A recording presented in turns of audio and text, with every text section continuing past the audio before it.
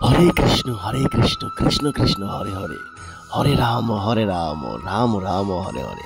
নমস্কার বন্ধুরা, সুপ্রভাত। অনেক অনেক ভালোবাসা আপনাদের সবাইকে। একটি নতুন ব্লগে নিয়ে চলে এসেছি, এক সুন্দর ব্লগে। আজকে আমরা পুরো পরিবারের সঙ্গে চলেছি মায়াপুরের উদ্দেশ্যে। শ্রী চৈতন্যদেবের জন্মস্থান এবং মায়ার নগরী পশ্চিমবঙ্গে অবস্থিত মায়াপুর। ভিডিওটা কেউ স্কিপ করবে না, আশা করি তোমাদের অনেক অনেক ভালো লাগবে। জয় শ্রীকৃষ্ণ, জয় নিতাই। আমরা সকালবেলা সোদপুর থেকে বেরিয়ে পড়েছি মায়াপুরের উদ্দেশ্যে।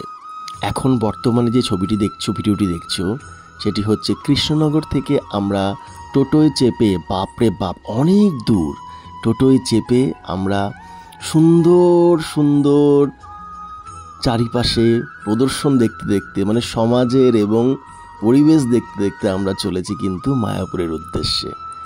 এতটা ভালো লাগছে যে কল্পনার বাইরে।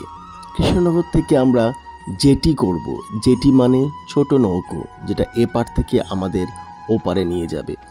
এত সুন্দর পরিবেশ, জীবনের কোলাহল, স্তব্ধতা ভঙ্গ করে আজ আমরা চলেছি মায়াপুরের উদ্দেশ্যে।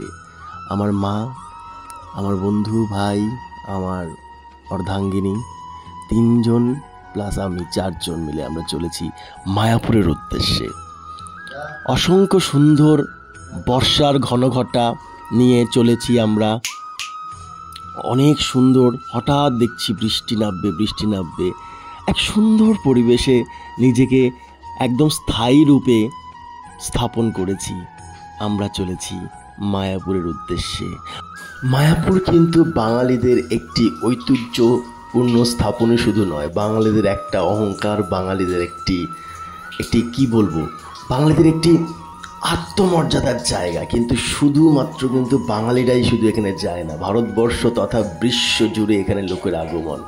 অসাধারণ পরিবেশ, এক নিদারুণ জায়গা, সুন্দর প্রসাদম, এক অসাধারণ দৃশ্য। আমরা বর্তমানে দেখতে পাচ্ছ ছোট নৌকো কোণে আমরা এপার থেকে ওপরে যাচ্ছি।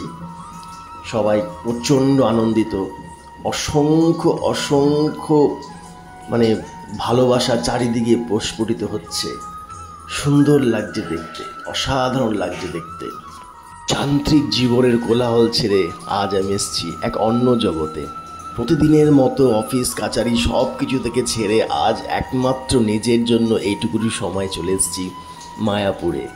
আমি সবাইকে আহ্বান জানাবো, আপনারা, তোরা সবাই মিলে বছরে অ্যাটলিস্ট একবার এই সুন্দর